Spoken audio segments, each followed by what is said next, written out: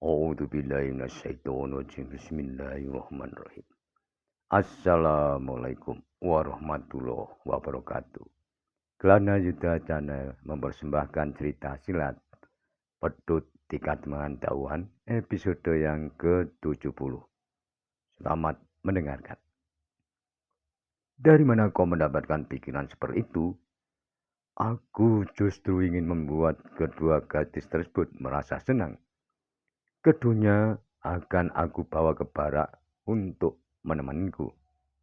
Mungkin saja keduanya bisa membantu untuk memasak bagi orang-orangku. Bahkan, kalau aku menganggap cocok, salah satu dari keduanya atau mungkin justru kedua-duanya akan aku jadikan sisihanku selama aku tinggal di Kademangan ini. Sembodo dan beberapa orang Kademangan yang berada di tempat itu nampaknya sudah tidak bisa menahan diri lagi mendengar perkataan dari orang yang bernama Palindih tersebut. Bahkan salah seorang di antaranya terlihat telah maju berdiri di samping Sembodo. Aku tidak bisa menahan diri lagi untuk tidak merobek mulutnya yang berbau busuk itu, geram orang tersebut. Palindih yang mendengar perkataan orang tersebut menanggapinya dengan sebuah tantangan yang justru semakin menyulut kemarahan Sembodo dan kawan-kawannya. Kalau kau ingin mencoba menjajaki ketinggian ilmu dari perguruan Gumuk Hitam, majulah.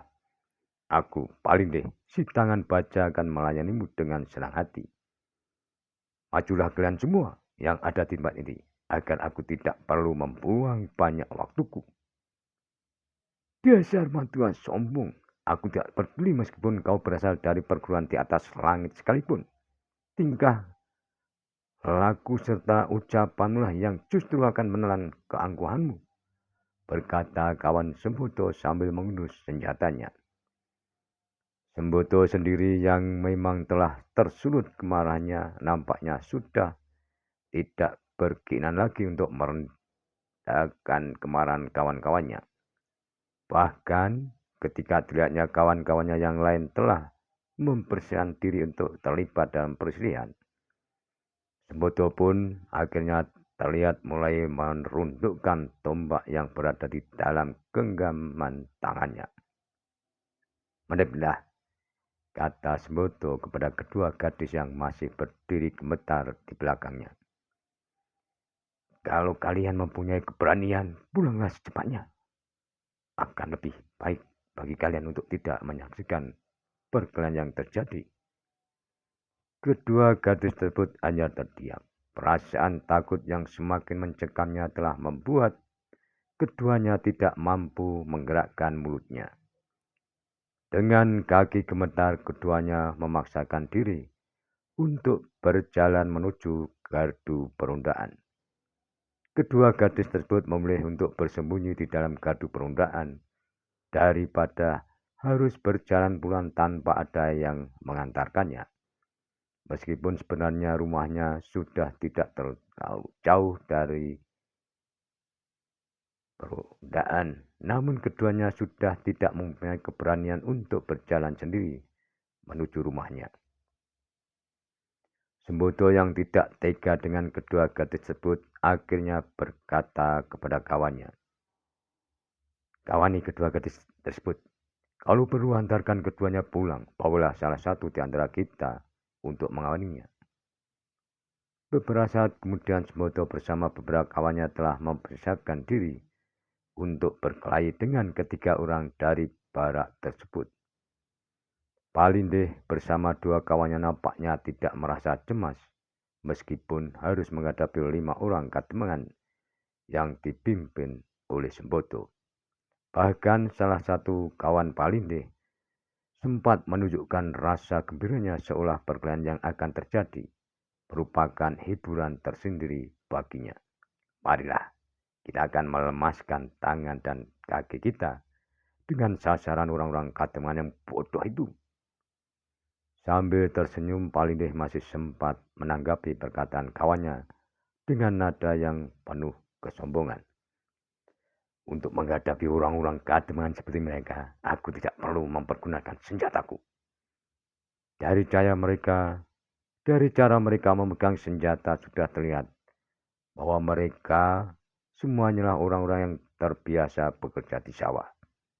Tangan mereka lebih pantas menggenggam cangkul daripada pedang ataupun tombak. Sembodo sudah tidak ingin menanggapi perkataan Palindih. Kawan-kawannya pun juga terdiam. Mereka justru menunggu apa-apa dari Sembodo untuk mulai menyerang. Beberapa saat ketika Sembodo telah berniat untuk meluncat mengawali serangan, tiba-tiba terdengar derap tapak-tapak kaki kuda. Semua orang melemparkan pandangan matanya ke arah suara derap kaki kuda itu berasal. Dari ujung jalan Paduhuan terlihat kepulan debu yang ditimbulkan dari derap kaki kuda. Dari kejauhan terlihat beberapa kuda dengan masing-masing penunggangnya berlari kencang mendekati gardu perundaan.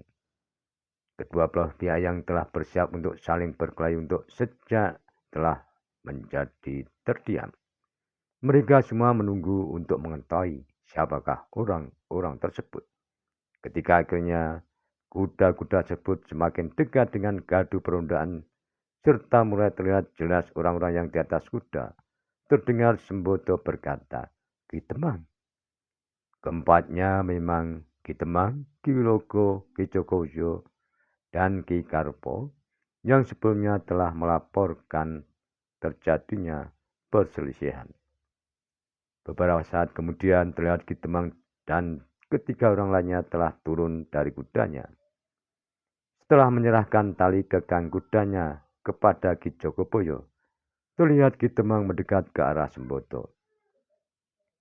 Sejenak Ki Temang menyapukan pandangannya ke seluruh orang yang berada di tempat itu. Sambil bergeser dan berdiri di samping Sembodo, terdengar Ki Temang berkata, "Meskipun tidak keseluruhannya, aku sudah mendengar pokok persoalannya. Karpalah yang telah melaporkan peristiwa kepadaku. Ia bahkan telah menceritakan beberapa rinciannya ketika dalam perjalanan ke sini," berkata Ki Temang kepada Sembodo. "Terima kasih Ki Temang. Sebenarnya aku telah berusaha untuk mencegah terjadinya perselisihan. Namun nampaknya aku tidak berhasil melakukannya," jawab Sembodo. "Biarlah aku yang berbicara kepada mereka," berkata Ki Temang. Kemudian Ki Temang maju mendekati ke arah Palinggih dan kedua kawannya.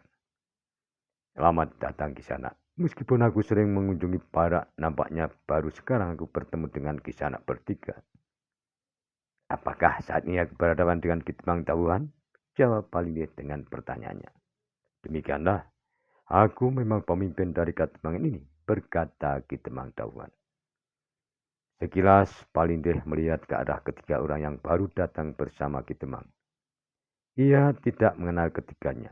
Palindih menduga ketiganya tentu para pebau Kademangan atau pembantu Ki Temang lainnya. Saat kemudian Palindih berkata, "Aku memang baru datang di Barak sehari yang lalu. Aku membawa beberapa orang terpilih dari perguruanku untuk memberikan bantuan bagi Kademangan ini." "Ki Sanak," kata Ki Temang Tawuhan selanjutnya, "aku bergegas datang ke sini setelah aku mendapat laporan tentang kesalahan yang terjadi. Syukurlah, ternyata kesalahan bahan yang ada tidak sampai mengakibatkan perselisihan secara terbuka." Demikianlah Ki Temang. Kedatangan Ki Temang nampaknya telah menyelamatkan para perunda dari akibat yang lebih buruk, berkata Palindih. Ki Temang Tawuhan mengerutkan dahinya mendengar perkataan Palindih itu. Bahkan orang-orang yang berada di tempat itu terlihat geram dengan jawaban Palindih yang dianggapnya kurang ajar. Ki Wilogo sendiri terlihat menggeretakkan giginya, menahan kemarahan di dalam dadanya. Ingin rasanya Ki Wilogo menampar mulut orang yang bernama Palindih. Ki Wilogo juga belum mengenal atau bahkan belum pernah bertemu dengan orang yang bernama Palindih tersebut. Beberapa hari terakhir memang mulai berdatangan orang-orang menuju barak penampungan. Begitu banyaknya mereka yang datang ke barak, membuat Ki Wilogo masih belum mempunyai kesempatan untuk dapat mengenal sebagian besar di antara mereka. Apalagi Ki Wilogo sendiri sebenarnya juga tidak pernah berhubungan secara langsung dengan orang-orang yang ada di barak. Ki Wilogo hanya mengenal beberapa pemimpin kelompok ataupun orang-orang tertentu yang mempunyai kedudukan di dalam lingkungan pergerakan Jatmiko. Dan yang selebihnya adalah selama ini kewenangan untuk mengendalikan orang-orang yang telah menyatakan kesediaan untuk mendukung pergerakan Jatmiko sepenuhnya berada di dalam tanggung jawab Lurah Kelabangkoro. Sementara itu, Ki Temang yang sebenarnya juga merasa kurang mapan dengan perkataan Palinde masih berusaha untuk mengabaikannya. Sebagai seorang yang telah mempunyai banyak pengalaman dalam menghadapi berbagai macam sifat dan watak dari seseorang, Ki Temang Dawa nampaknya tetap berusaha untuk bersikap mengendap. Dengan kematangan sikapnya itulah Ki Temang Dawan berkata, mungkin yang Kisanak katakan adalah benar, atau lebih tepatnya adalah kedatanganku telah menyelamatkan kalian semua dari kemungkinan terjadinya akibat yang sama-sama tidak kita inginkan. Apakah itu berarti Ki Temang menganggap bahwa aku tidak akan mampu mengatasi orang-orang Ki Temang? Berkata Palinde. Tentu tidak demikian Kisanak. Aku hanya ingin mengatakan bahwa siapapun pihak yang sedang berselisih dalam sebuah kekerasan tentu mempunyai kemungkinan untuk menerima akibat dari kekerasan tersebut. Tentu tidak akan terjadi dengan diriku. Apalagi yang ada di hadapanku adalah orang-orang padusunan yang hanya bisa bermain lompat-lompatan. Layaknya seorang gadis sedang bermain tali-talian, berkata Pange dengan sombongnya. Ki Temang kempret giginya. Ia pun menggeram dalam hatinya. Demikianlah episode 70 cerita silat Pedut Tiga Teman Dauhan. Dan nantikanlah episode selanjutnya.